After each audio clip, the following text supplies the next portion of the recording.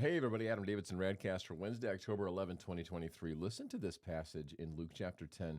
Jesus pulls his disciples aside and has a private conversation. He doesn't want the crowd to hear this. He doesn't want the other followers to hear this. He just pulls his group in tight and he says, guys, listen. This is Luke chapter 10, verse 23. He said, guys, blessed are the eyes that see what you see.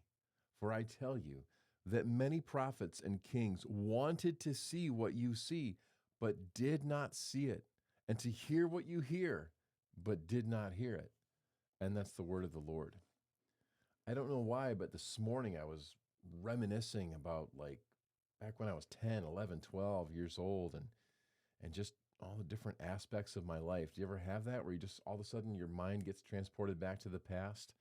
And, you get all like, those were the days back when I would just chug cherry Coke and eat sour cream and onion chips, always Better Made brand because I'm a Detroit guy, and just ride your bike and no phones in our pockets, no internet. It was just, those were good. The sky seemed a little bluer back then and the trees a little greener, and everybody just did what they were doing. It was the 90s. Those were the days. And then you think to yourself, well, if I had to go back to 1 year, what year would I choose? And I'd probably go here.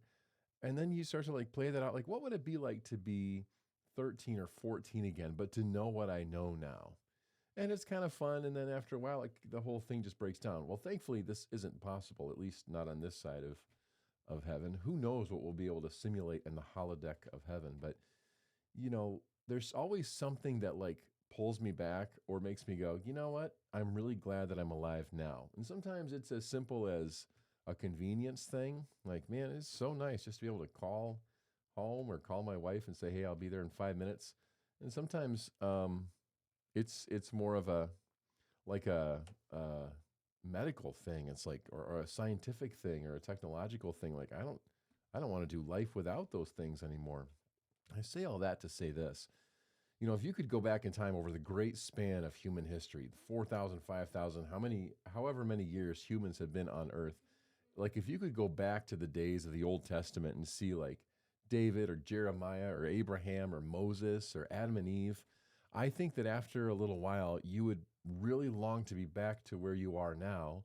And one of the reasons, and this gets a little deep, but one of the reasons is because if you are a follower of Jesus, your life, my life, our lives end up being enmeshed and centered on Jesus in ways that we are rarely thoughtful of. They just sort of happen.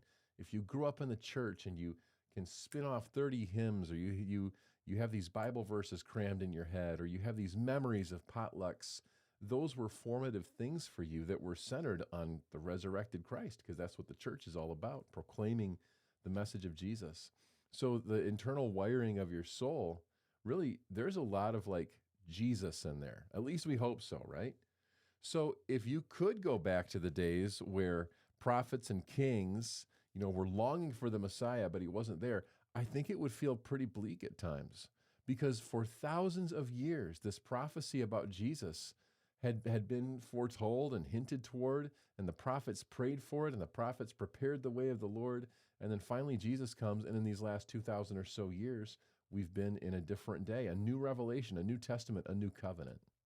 We have things today that all of human history has not had. And I'm not talking about iPhones. I'm talking about Jesus, the revelation of Christ. This is the most important thing that has happened in human history or ever will.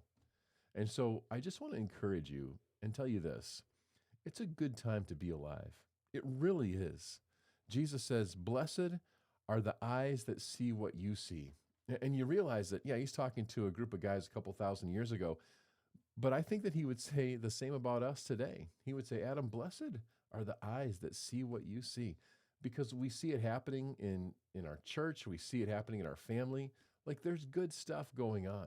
So ask the Spirit, say, Lord, just search me. Am I becoming a curmudgeon? Am I unhappy to be alive?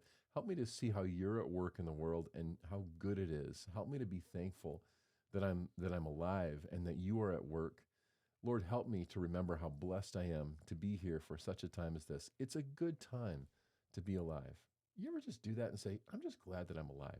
I've been thinking that this morning. Maybe you too. That's RadCast.